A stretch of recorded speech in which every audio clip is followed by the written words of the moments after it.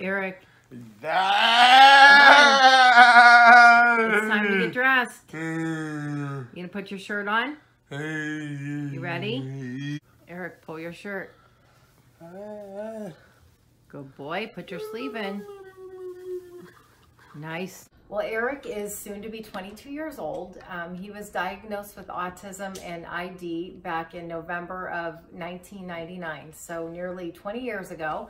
I knew a little bit about autism through my textbooks because I majored in special education, and I had no idea that God's plan was for me to actually work with Erik, and he would be the autism and special needs in my life. What do you want? Do you want that open? You want more? More? Good boy. Erik, what do you want? Say more. Do you want milk? Wait, you don't have milk on there. Oh, you have Oreos in your teeth. No, brush your teeth. Brush nice. Ooh, let's see the front. Pearly whites. About a year after Erik was diagnosed, my niece Natalie was diagnosed with autism. So our family has really learned about it, accepted it, and has been dealing with autism for about 20 years now. Makes sense better. Good job. Thank you. You're doing a good job, Natalie. Makes sense better. Good job. So hold Hazel. I'll hold the dogs. I'll pet the dog. Eric's like, why are socks in code? Oh, dog. Natalie, is Lucy good or bad? Bad, Lucy dog. Did you lose a shoe? Or two.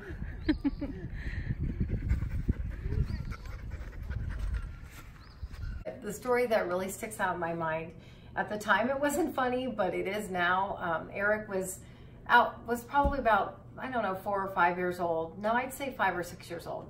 And I lost track of him for a few minutes. So I ran upstairs to where the bedrooms were. And at the time we had this big aquarium.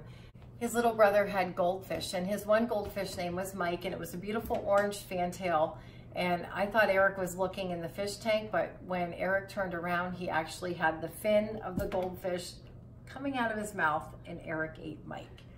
It was a bad day. Mom freaked out. I was screaming and crying and ran to Walmart and bought one that looked just like Mike. I'm sorry, Jack. Couldn't break it to you till now. Keep going.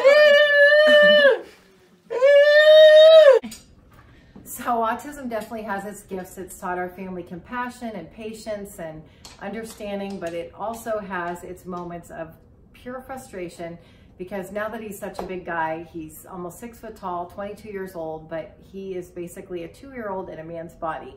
Doesn't know his own strength or size. So now I'm on about my 4th chair here. It's a recliner. That is now a recliner. It's very lovely. And I'm about this week to go get a new one. It'll last about 6 months because he body rocks on them, and he can actually bend metal with his weight.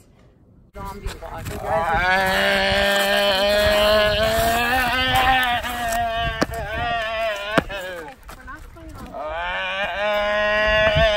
Another fun autism story was, again, I was a stay-at-home mom at the time, very busy trying to keep track of a little guy with autism and another baby, and Erik disappeared again for a few minutes. So where do I find him but in the laundry room? And at the time I had bought this giant thing of Tide, and Erik must have knocked it over, split the seam, and he was doing the backstroke in blue Tide all over my laundry room floor. The whole floor was covered. So what do? I get buckets of water and add water to soap, which was not a good idea. What a huge mess.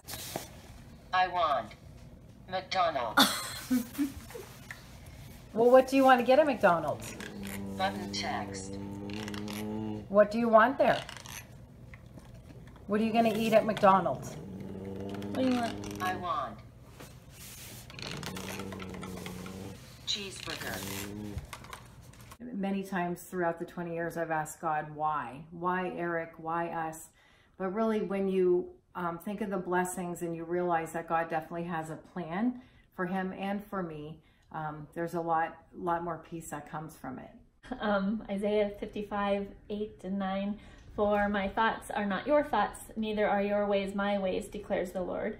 As the heavens are higher than the earth, so are my ways higher than your ways, and my thoughts are higher than your thoughts. And so it's something where we just always have to trust that God knows better than we do. God always has a plan, and he knows our plan before he's even made us and before he made Erik.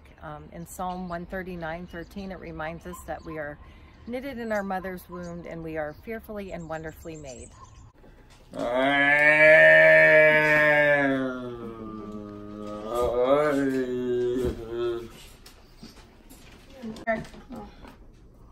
Nice. Erik, do you like fruit? Yum. April is Autism Awareness Month, so we want to tell you about a great event that's coming up at the end of April. Join us for the Autism Walk, which is out at Presque Isle on Saturday, April 27th. The registration opens at 9:30 and the walk kicks off at 11. And hopefully we'll have good weather and not snow like we have today. Hi, Opal. And I think Opal's joining us too. Opal's coming too. She loves autism. To register for the walk, you can go online to nwpaasa.org and register there, and Opal will attack you. Or you can go right to Beach 11 the morning of. Registration opens at 9:30.